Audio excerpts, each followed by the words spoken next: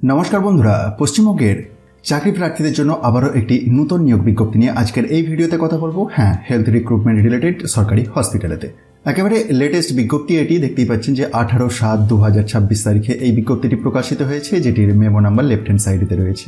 নিয়োগটি করছে All India Institute of Medical Science AIIMS Kalyani, যা ভারতের স্বাস্থ্য ও পরিবার কল্যাণ মন্ত্রকের অধীনে একটি ইনস্টিটিউট অফ ন্যাশনাল ইম্পর্টেন্স। আসা যাক পোস্টের ডিটেলসে। পদের নাম জুনিয়র রেসিডেন্ট নন একাডেমিক। চাকরির ধরন টেনিওর ভিত্তিক, 6 মাস করে টার্ম। যারা আগে 2টি টার্ম জুনিয়র রেসিডেন্সি করে ফেলেছেন তারা এই নিয়োগে আবেদন করতে পারবেন না। এসেন্সিয়াল কোয়ালিফিকেশন প্রসঙ্গে দেখুন, এখানেতে পরিষ্কারভাবে বলা আছে যে প্রার্থীদের অবশ্যই MBBS ডিগ্রি থাকতে হবে। ইন্টার্নশিপ 28 জুলাই 2026 এর মধ্যে সম্পন্ন হতে হবে। NMC বা স্টেট মেডিকেল কাউন্সিলের রেজিস্ট্রেশন থাকতে হবে। ফরেন গ্র্যাজুয়েট হলে FMGE সার্টিফিকেট লাগবে।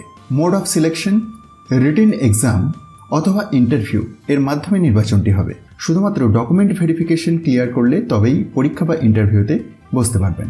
পরীক্ষার সম্ভাব্য তারিখ 5 আগস্ট 2026। রিপোর্টিং টাইম সকাল 8:30। Venue AIIMS Kalyani.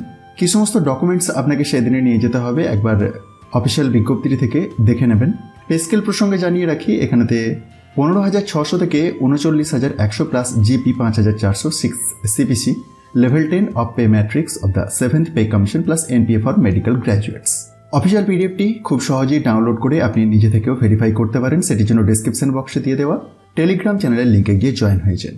আর রেগুলার বেসিসে এইমস কল্যাণীর অফিসিয়াল ওয়েবসাইটটি ভিজিট করতে থাকবেন, কারণ কোনো রকম যদি আপডেট আসে অফিসিয়াল ওয়েবসাইটতেই রিফ্লেক্ট হবে।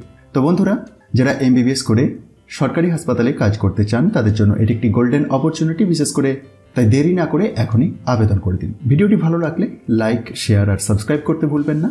আর চ্যানেলে নতুন হয়ে থাকলে সাবস্ক্রাইবের পাশাপাশি অল নোটিফিকেশন বেলটিকে এনেবল করে রাখতে ভুলবেন না। ধন্যবাদ।